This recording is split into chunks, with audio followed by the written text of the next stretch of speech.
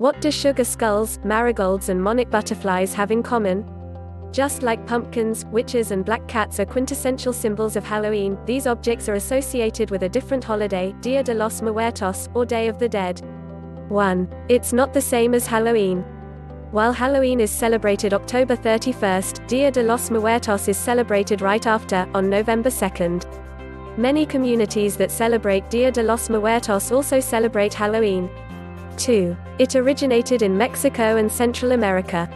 Dia de los Muertos originated in ancient Mesoamerica, Mexico and northern Central America, where indigenous groups, including Aztec, Maya and Toltec, had specific times when they commemorated their loved ones who had passed away. Certain months were dedicated to remembering the departed, based on whether the deceased was an adult or a child.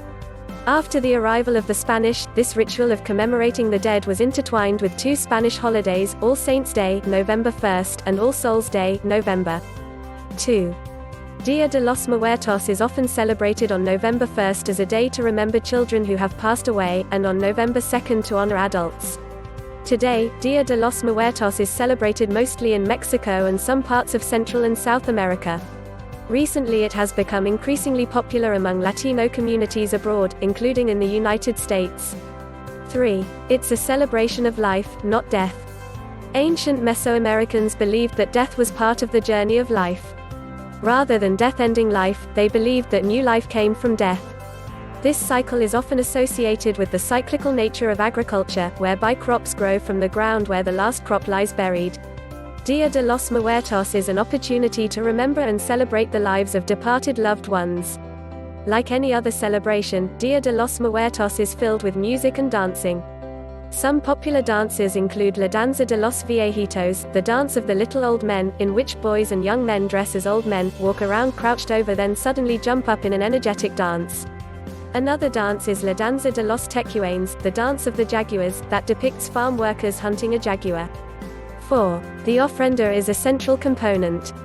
The ofrenda is often the most recognized symbol of Dia de los Muertos. This temporary altar is a way for families to honor their loved ones and provide them what they need on their journey. They place down pictures of the deceased, along with items that belong to them and objects that serve as a reminder of their lives. Every ofrenda also includes the four elements: water, wind, earth, and fire. Water is left in a pitcher so the spirits can quench their thirst. Papel picado, or traditional paper banners, represent the wind. Earth is represented by food, especially bread. Candles are often left in the form of a cross to represent the cardinal directions, so the spirits can find their way. 5.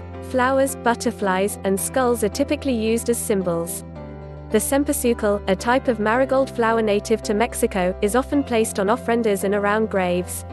With their strong scent and vibrant color, the petals are used to make a path that leads the spirits from the cemetery to their families' homes.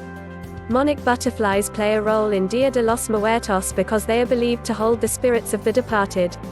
This belief stems from the fact that the first monarchs arrive in Mexico for the winter each fall on November 1st, which coincides with Dia de los Muertos. Calaveritas de azúcar, or sugar skulls, along with toys, are left on the altars for children who have passed. The skull is used not as morbid symbol but rather as a whimsical reminder of the cyclicality of life, which is why they are brightly decorated. Learn more about Day of the Dead and the celebration by subscribing to my channel, and don't forget to check out Shop Sugar Skull for your favorite Dia de los Muertos products. Link down below.